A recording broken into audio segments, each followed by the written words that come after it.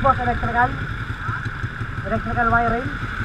Bakit po nasunog? Gasolina, magas, tapos nag-spark. Ah, ganon. Hindi na makakapi, walang tubig kasi. Walang nakuha po ng tubig dito sa malapit. Marami po ba kasi. Kung walang ibigay ng tubig sa jeep, hindi kakayanan. Hindi dinaya. Gasolina, mataas na rin tagas. Anong motor po ba yan? Anong motor yan? Slogan po ba? Sayang ano.